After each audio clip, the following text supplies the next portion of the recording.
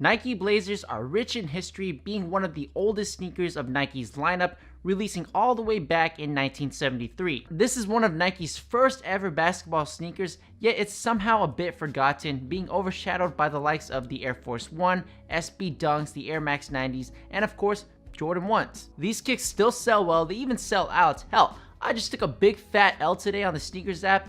Big surprise, but you're not really going to hear many people recommending the Blazers as your first pickup or as an essential, and I think that should change because I love these sneakers and I want to recommend these to you. So we're going to talk about how these sneakers came about, we're going to break down the sneaker itself, and I'm going to show you guys how I style these sneakers. Now real quick, I gotta let you know that this video is sponsored by ShopTagger, an app and Chrome extension that I believe is the best way to do online shopping, as they ensure you never miss a price drop or coupon code. Just go ahead and click the link in the description. Now I think it's very important to know the history of these sneakers because there are a ton of models from Nike's other subdivisions, and you do want to know what you're getting into. So they are originally a basketball sneaker. I know, I didn't even know that at first. Most people probably became aware of these sneakers back in 2017 when Off-White and Nike collabed on the 10, which 2017 was a good time because the 10 did bring back some dying sneakers, as well as revamp some popular ones. But yeah, this is one of Nike's first ever basketball sneakers, releasing all the way back in 1973, making this an almost 50-year-old sneaker that's still relevant to this day. Eventually, with the rise in popularity of Jordans and Air Force 1s, the 90s was an insane time as the Forces got nicknamed the Uptowns, plus nobody was wearing these on the courts anymore and was close to just disappearing in general. But with the Blazers having durable construction, a vulcanized sole, the Nike Blazers were eventually picked up by skaters. After some time of these kicks being skated and becoming popular in skate culture, that popularity turned the original Blazer into the more durable and reinforced Nike SB Blazer. Yada yada yada yada. You guys are probably wondering, yo, I don't skate, I don't really hoop, how are these still popular? Well, my friends, back in 2006, Supreme and Nike had a collaboration, and they came out with the Supreme Blazers in 3 colorways, and it's still a beautiful sneaker and is still very sought after. Bam, along with the Off-White collaboration in 2017, that's really a dumbed down version of how these sneakers got popular and stayed relevant. I definitely missed some points, so if you want a better rundown, definitely check out Nacho Average Finds. They have a great sneaker channel and they break down the history of plenty of sneakers, including the Blazers, and you should definitely check out that video. Now, like I said, there are different models that you got to keep in mind. You got the classic Blazers and you have the SB Blazers. SB standing for special breed. There's mid tops, there's low tops, there's suede, there's leather. Whatever you prefer, there's probably a model for you to shop for. And just make sure if you're shopping for Blazers or shopping for anything, you tag your items with the sponsor of today's video, ShopTagger. So ShopTagger is the best way to do online shopping. I believe it's an essential online shopping tool that I've been using way before they even sponsored my channel. I've been using it for everything, all from tech to speed up my workflow, to plants for interior design, all the way to some skate stuff. If it wasn't for ShopTagger, I wouldn't have been able to pick up these Nike Lab ACG cargos. They sent me notifications for when these stocked back up. Definitely download the extension in the link below. I use Chrome, or you can get the mobile app on your phone and start checking out your favorite stores and tag some items. When you get to your store or item, this blue ShopTagger button pops up and you can drag it up and down to navigate around the page. You can then click and save the item in your specific size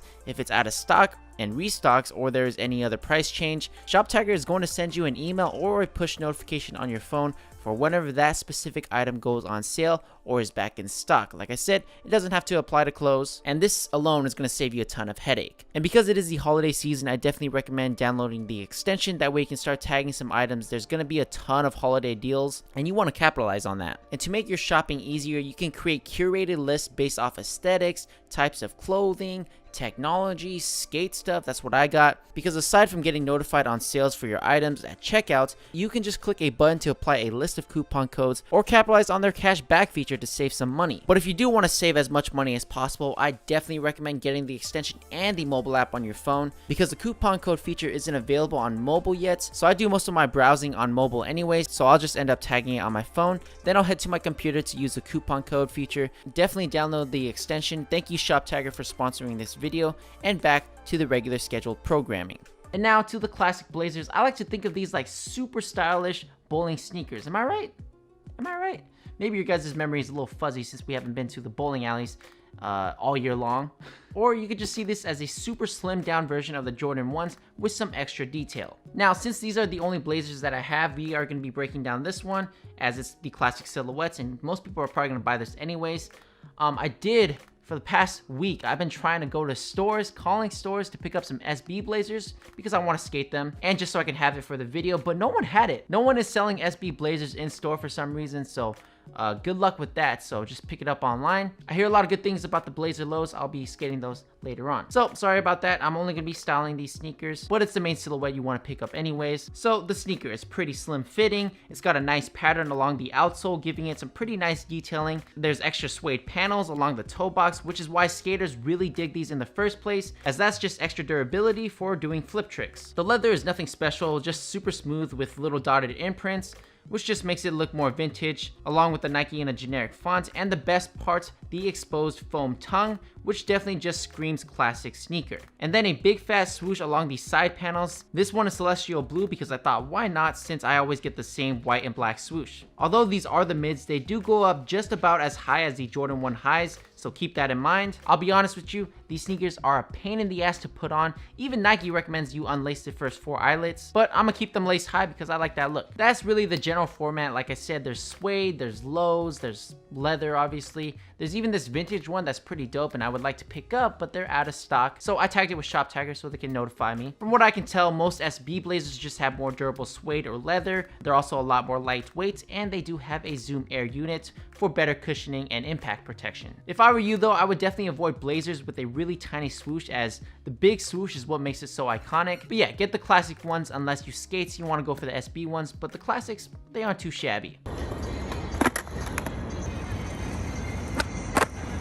Styling wise, I think these look awesome with denim, any kind, as well as cargo pants of course, and I would say lean into that street look to really embrace these sneakers, although feel free to branch off because that's what fashion is about. If you're on the tall side, these do look pretty good with shorts, but me being 5'7", I'm gonna stick to the lows. Other than those few pointers, I don't really want to tell you how to dress because that's not really what fashion is about, so I'm gonna show you guys how I styled it and maybe you guys can take some inspiration. First fit is definitely one I'm skating in. Now, I don't have the SB versions, but it's whatever. In the 90s, they were skating these ones. I really like this fit because of the colors that we have going on, and the leather jacket is worn in something other than skinny jeans and boots. I don't want you guys to make the same mistake I did and think that that's the only way you can rock a leather jacket. Clearly, that is wrong. Anyways, of course, the Blazers are paired with these brown Nike SB Flex cargo pants, which are awesome. They're pretty flexible and in a straight cut fit, and they are cut like normal pants, but do have these adjustable cuffs, which is pretty cool because you can cinch it, or you can rock it like normal pants, cuff it if you want. You just gotta hide the laces.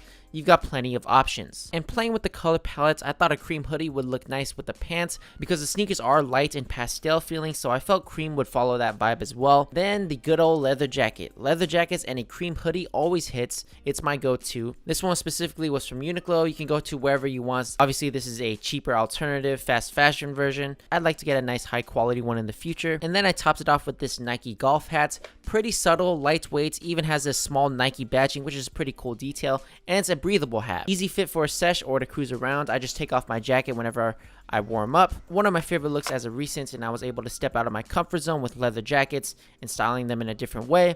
Next up is something I think anyone can pull off, as it's so simple. Blazers paired with black denim, but not jet black denim. I just recently got these from Express, who you guys know is one of my favorite stores for denim. It is a slim cut washed black denim, so there is some fading to it, instead of being jet black, which I felt complemented the sneakers. But also, you could throw on a more relaxed fitting one if that's your thing. I'm gonna do that as well because I like having options. Then I have this old denim jacket that's a brand called Luna Pierre or something like that. It's an old vintage jacket. It was my girl's grandpa's and I use it. I like the wash, I like the vintage feel and fit, so if you guys are looking for a denim jacket like this, it's easy to hit up Goodwill or something like that when things get better, or you can hit up your grandpa, your dad, your uncle. I'm sure they have a denim jacket laying around. And then underneath that, I threw on a cream oversized shirt from Oray NYC, a necklace from Express as well, a Casio watch, a cuff, along with Oray's tote bag, and a maroon beanie from Amazon. This is a simple fall fit, and if it's the summertime, you could easily just take off the denim jacket, and the fit's still pretty nice. And yeah, I feel this fit is overall cohesive, simple, yet tasteful, and easy to throw on, which is my kind of vibe. And last but not least is an even more simple fit. I've gone on some light straight cut denim from Express. By the way, I'll leave links to everything I wore down below. Light denim and white sneakers are always a go-to for me, and I know you guys haven't seen me wear light denim in a while, so I thought it was a nice switch up. Then I threw on this Kith hoodie in a dusty mauve colorway. Really dig this color. I do not recommend paying $165 for a hoodie unless you really like the brand. There are cheaper alternatives out there and your wallet will thank you. And then an olive dad hat to top it off. Easy fits, just really wanted to play with muted colors on this one, and I think it worked out. What was your guys' favorite fit? Let me know in the comments down below. This is how I would style blazers. You do you. I hope you found some inspiration. Those are just some pointers. Follow me on Instagram at FlyWithJohnnyTie. Download Shop Tagger and subscribe.